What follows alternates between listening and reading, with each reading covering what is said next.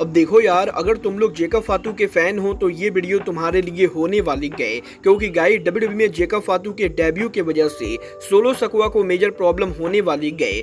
Saudi Arabia में WWE के possibly WrestleMania और रॉयल रंबल को लेकर डब्ल्यूडब्ल्यूई के मेजर प्लान सामने आ चुके गए। डब्ल्यूडब्ल्यूई में गोलिया के अपकमिंग डेब्यू को लेकर गोलिया का काफी बड़ा स्टेटमेंट आ रहा है। तो गाइस वहीं डब्ल्यूडब्ल्यूई के बैकलैश पेपर व्यू के सोल्ड आउट होने के बाद भी गूगल के ऊपर ये पेपर व्यू फ्लॉप हो चुका है। तो गाइस चलिए बिना किसी देरी के शुरू करते हैं इस वीडियो को, और सबसे पहले बात करेंगे जेकब फातू की। वेल गाइस बात करें अगर यहाँ पर जेकब फातू की, तो गाइस ये बात तो मैं आपको ऑलरेडी बता चुका हूँ। आज से करीबन एक महीने पहले डब्ल्यूडब्ल्यूई के रेसलमेनिया वीकेंड के अंदर डब्ल्यूडब्ल्यूई कंपनी ने ऑफिशियली जेकब फातू को कॉन्ट्रैक्ट में साइन किया था, और एक महीने पहले जेकब फातू को साइन करने के बाद भी अभी तक जेकब फातू ने डब्ल्यूडब्ल्यूई के ऊपर डेब्यू नहीं किया है। और गाइस तमा तोंगा और तोंगा लोआ के ऑन स्क्रीन डेब्यू के बाद भी फैंस यहाँ पर जेकब फातू के डेब्यू का वेट कर रहे गए। वेल जेकब फातू डब्ल्यूडब्ल्यूई के टीवी पर डेब्यू क्यों नहीं कर रहे गए, इसको लेकर एक बहुत ही बड़ा रीजन सामने आ रहा है। वेल गाइस ये बात तो हम सभी लोगों को मालूम है, करंटली यहाँ पर डब्ल्यूडब्ल्यूई में ब्लड लाइन के न्यू एरा के अंदर सोलो सकवा ब्लड लाइन को लीड कर रहे गए। और गाइस यहाँ पर करंटली डब्ल्यूडब्ल्यूई कंपनी ये प्लान कर रही गई कि वो सोलो सकवा को अगला ट्राइबल चीफ बनाएगी। बट गाइस यहाँ पर डब्ल्यूडब्ल्यूई के अंदर अगर इस टाइम के ऊपर जेकब फातू उनका डेब्यू करते गए, तो गाइस जेकब फातू के डेब्यू की वजह से सोलो सकवा की पॉपुलैरिटी के ऊपर बहुत ही बड़ा इंपैक्ट पड़ सकता है। क्योंकि गाइस यहाँ पर रियलिटी के अंदर सोलो सकवा जेकब फातू के मुकाबले रिंग में बहुत ही बेहतरीन रेसलर है। और गाइस सोलो सकवा की प्रोमो स्टाइल के मुकाबले जेकब फातू की प्रोमो यहाँ पर काफी ज्यादा बेटर है। और अगर आप लोग जेकब फातू को पहले से फॉलो करते हो तो आपको ये मालूम होगा कि जेकब फातू हर मामले के अंदर सोलो सकवा के मुकाबले काफी बेटर है। और इसीलिए डब्ल्यूडब्ल्यूई इस चीज को लेकर कंसर्न है कि अगर यहाँ पर जेकब फातू कंपनी पर इस टाइम पर डेब्यू करते गए तो डब्ल्यूडब्ल्यूई के अंदर फैंस यहाँ पर सोलो सकवा के लिए हाइप ना होगी, बल्कि जेकब फातू के लिए हाइप हो जाएंगी। और डब्ल्यूडब्ल्यूई सोलो सकवा की जो हाइप क्रिएट करने की कोशिश कर रही गए वो यहाँ पर पॉसिबली कम हो जाएगी। और इसीलिए इस टाइम के ऊपर डब्ल्यूडब्ल्यूई के टेलीविजन के ऊपर कंपनी यहाँ पर जेकब फातू का डेब्यू नहीं करा रही गए, क्योंकि करंटली डब्ल्यूडब्ल्यूई का पूरा फोकस सोलो सकवा के ऊपर है। वेल देखना बहुत ही दिलचस्प होने वाला है कि डब्ल्यूडब्ल्यूई एग्जैक्टली जेकब फातू का डेब्यू कब कराएगी। गाइस जहां तक बात रही डेब्यू करने की, तो गाइस जेकब फातू इकलौते रेसलर नहीं गए जो डब्ल्यूडब्ल्यूई के ऊपर बहुत ही जल्द डेब्यू करेंगे। क्योंकि गाइस जेकब फातू के साथ साथ रेसलमेनिया वीकेंड के अंदर डब्ल्यूडब्ल्यूई कंपनी ने एक और रेसलर को साइन किया था, और ये यहाँ पर और कोई नहीं बल्कि स्टारडम सुपरस्टार गोलिया ही। वेल गाइस इस हफ्ते गोलिया ने टोक्यो स्पोर्ट के साथ उनके लेटेस्ट इंटरव्यू के अंदर डब्ल्यूडब्ल्यूई और जापानीज रेसलिंग के डिफरेंस को लेकर बात की, जहां पर गोलिया का ये कहना है कि वो करीबन 10 सालों से जापान के अंदर रेसल कर रहे गए, और वो लगभग जापान के हर बड़े शो के ऊपर काम कर चुकी गए। बट जब यहाँ पर डब्ल्यूडब्ल्यूई के रेसलमेनिया के ऊपर वो यहाँ पर क्राउड के अंदर मौजूद थी, तो गाइस उन्हें यहाँ पर ये पता चला कि जापानीज रेसलिंग और डब्ल्यूडब्ल्यूई के बीच में कितना बड़ा डिफरेंस है। और गाइस जापान के अंदर 4000 लोगों के सामने रेसल करना और डब्ल्यूडब्ल्यूई के रेसलमेनिया पर 80,000 लोगों के सामने रेसल करना दो बिल्कुल ही अलग चीजें गए। और डब्ल्यूडब्ल्यूई कंपनी जिस लेवल पर काम करती गए, गोलिया यहाँ पर उस लेवल की फैन हो चुकी गए। और रेसलमेनिया को एक्सपीरियंस करने के बाद गोलिया ये वेट नहीं कर सकती गए कि वो यहाँ पर कब डब्ल्यूडब्ल्यूई के अंदर रेसलमेनिया पर 80,000 लोगों के सामने रेसल करेंगी। और गाइस गोलिया का ये कहना है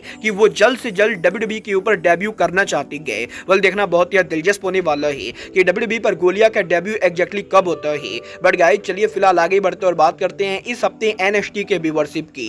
वेल गाइस बात करें अगर यहाँ पर एनएक्सटी की, तो गाइस जहां लास्ट वीक डब्ल्यूडब्ल्यूई के एनएक्सटी शो को मात्र यहाँ पर 5,64,000 व्यूअरशिप मिली, वहीं इस हफ्ते डब्ल्यूडब्ल्यूई के एनएक्सटी शो को करीबन 6,59,000 व्यूअरशिप मिली गए, जो लास्ट वीक के मुकाबले करीबन 1 लाख ज्यादा है। और ये कहना बिल्कुल भी गलत नहीं होगा कि व्यूअरशिप के मामले में डब्ल्यूडब्ल्यूई के इस हफ्ते का एनएक्सटी शो लास्ट वीक के मुकाबले काफी ज्यादा सक्सेसफुल रहा है। वेल देखना बहुत ही दिलचस्प होने वाला है कि नेक्स्ट वीक डब्ल्यूडब्ल्यूई के एनएक्सटी को कितनी व्यूअरशिप मिलती गए। बट गाइस चलिए फिलहाल आगे बढ़ते और बात करते हैं डब्ल्यूडब्ल्यूई के बैकलैश पेपर व्यू की। वेल गाइस ये बात तो हम सभी लोगों को मालूम है, फ्रांस में डब्ल्यूडब्ल्यूई का इनॉग्रल बैकलैश पेपर व्यू और यहाँ पर डब्ल्यूडब्ल्यूई में क्राउड रिएक्शन के मामले में डब्ल्यूडब्ल्यूई का अब तक का बेस्ट पेपर व्यू था। और इस पेपर व्यू के सोल्ड आउट होने के बाद through out the pay per view France में क्राउड ने जैसा रिएक्ट किया वो यहाँ पर वाकई काबिले तारीफ है।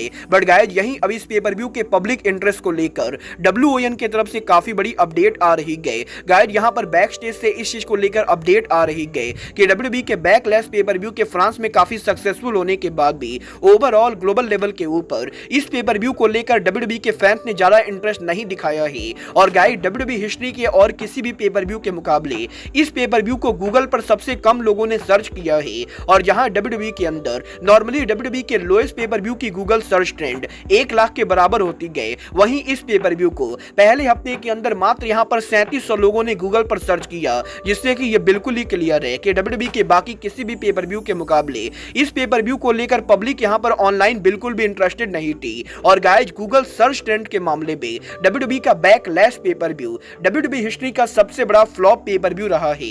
वेल गाइज क्योंकि ये यहां पर गूगल सर्च ट्रेंड की बात है, तो गाइज इसीलिए गूगल सर्च ट्रेंड के कम होने के बाद भी WWE कंपनी को तो कोई भी लॉस नहीं होगा, बट गाइज डेफिनेटली यहां पर पब्लिक इंटरेस्ट के मामले में ये पेपर व्यू डेफिनेटली काफी हद तक फ्लॉप रहा है।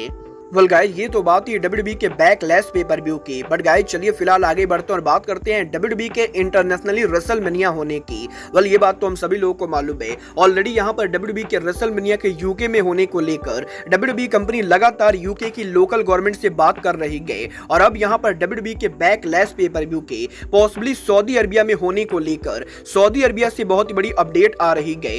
गाइज यहाँ पर सऊदी अरबिया से इस चीज को लेकर अपडेट आ रही है कि WWE के बैकलैश पेपर के बाद WWE कंपनी पॉसिबली यहां पर उनके रॉयल रंबल और रेसलमेनिया जैसे पेपर व्यू को सऊदी अरबिया के अंदर लेकर जाएगी। और गाइज यहां पर सऊदी अरबिया के अंदर करंटली यहां पर WWE कंपनी को लेकर बातें चल रही है। और WWE सऊदी अरबिया के बीच में जो नया डील होने वाला है, उस डील के अंदर सऊदी अरबिया की गवर्नमेंट ये चाहती है कि WWE रॉयल रंबल, रेसलमेनिया या समर स्लैम जैसे बड़े पेपर व्यू को सऊदी अरबिया के अंदर होस्ट करे। और गाइज बेसिकली सऊदी अरबिया की गवर्नमेंट WWE के मेजर PLE को उनके एरिया में होल्ड करना चाहती गए। और गाइज अब ये देखना दिलचस्प होने वाला है कि क्या यहाँ पर निक खान सच में सऊदी अरबिया के अंदर WWE के रेसलमेनिया को ले जाते गए। गाइज डेफिनेटली इस चीज के अच्छे खासे चांसेस है कि WWE उनके मेजर पेपर व्यू को सऊदी अरबिया में ले जाएगी, क्योंकि गाइज दुनिया के और किसी भी कंट्री के मुकाबले WWE के पेपर व्यू के सऊदी अरबिया में होने से WWE सबसे ज्यादा पैसे कमाती गए। बट गाइज फिर भी यहाँ पर मुझे पर्सनली नहीं लगता है कि WWE उनके रेसलमेनिया को सऊदी अरबिया ले जाएगी। बल देखना बहुत ही दिलचस्प होने वाला है